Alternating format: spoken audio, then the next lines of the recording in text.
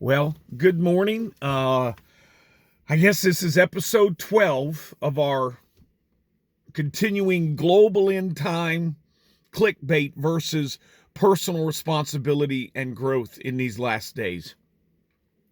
We've been, just to summarize, we've got all these clickbaiters, all these people that want you to be in fear. And I just saw somebody sent me one about the two witnesses, and it's all fear based. It's all sensationalism, and what it's become is a hook in the jaw to Christians.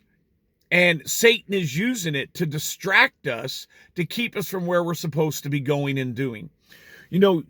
I guess almost 40 years ago, I was sitting 35 years ago, I was sitting in the desert during the Gulf War, and it was a moonlit night, and I had one of those little Bibles that they gave us, and I was sitting there reading it in the foxhole, and I remember stopping, and I just looked up at the stars.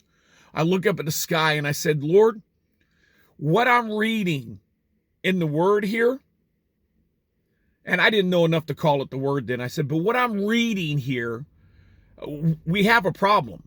Because what I'm reading, I'm not seeing in this world. I'm not seeing any of this. And it's interesting because not long after that, a few years later, God said, go to nations. And so I started telling people, I said, God told me to go to nations. And people mocked me. People laughed at me. People, literally my first trip, I had to walk from Dallas to Miami, Florida, because I couldn't afford any other way to get there. I owned a car, but I couldn't afford to drive it there and leave it parked in Miami for 3.5 months.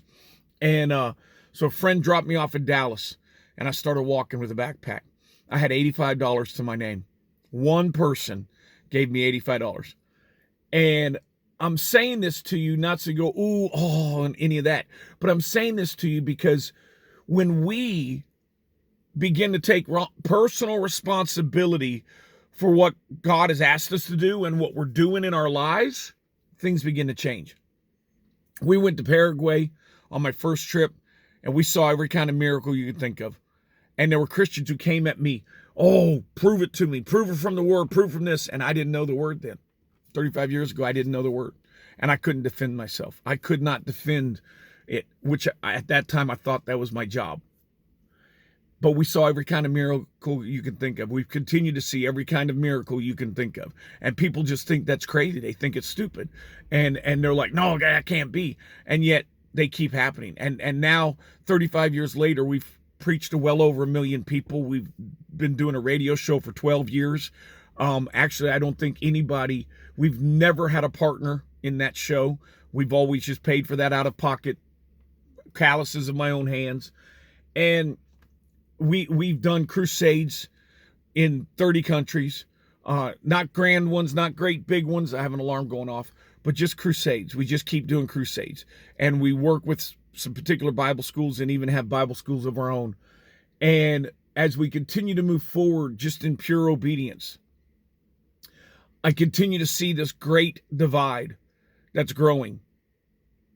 More and more people waiting for the rapture bus. More and more people disbelieving in the latter rain and the miracle signs and wonders and the revival.